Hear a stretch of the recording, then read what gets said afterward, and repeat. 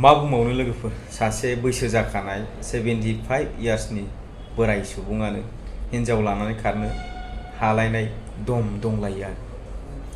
लाजिनांथावबो, दुखुनांथावबो आरो मिनिथावबो, नंगौना नङा लोगोफोर? खुलुमबाय नोंथांमोन बयखौबो आंनि बे गोदान मोनसे भिडिअ बरायना लाबाय लोगोफोर। आसा खालामो नोंथांमोना भिडिअखौ जोबजासिम नायगोन आरो जुदि नोंथाङा दिनैसो चेनेलाव गोदानै फैदोंब्ला अन्नानै साबस्क्राइब खालामनानै सापर्टखौ मोनगोनखौ आसा खालामनाय थाबाय नोंथांनिसिम। अब्ला लोगोफोर मानोथो गोबाव खालामबावनो, नोंथांमोना बे भिडिअखौ जोबजासिम खोनासंलांदो आरो।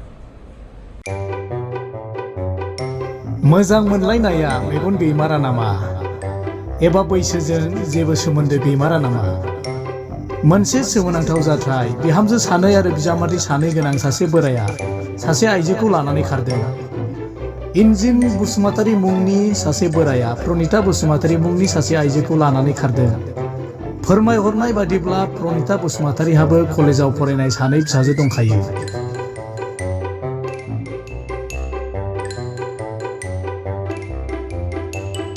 चिरां जिल्लानि खुंग्रिं लालेगुरि गामिनि बाबुलाल बसुमतारीनि बिसि प्रनिता बसुमतारीया से सप्तानि सिगां गावनि फिसा आरो फिसायखौ गारनानै 75 बोसोर बैसोनि गामिनिनो सासे बोराय इन्जिन बसुमतारीजों खारनानै दङ। समाज आरो नखरखौ गन्थं हानानै गोदान संसार जानायनि सिमां लानानै दं।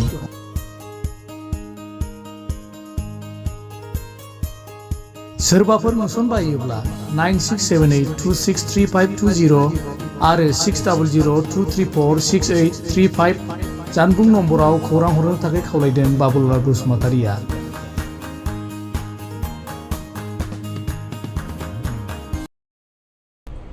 दा लोगोफोर नोंथांमोना भिडिअखौ नुबाय।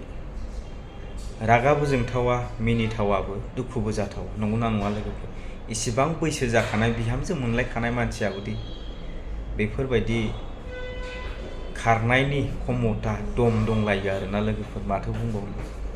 भिडिअखौ शेयार खालामना हो लोगोफोर, जाहाथे बिथांखौ लाबोनो हायो, मोनफिनो। अब्ला लोगोफोर भिडिअआ एसेनोसै, गोजोनथोंसै।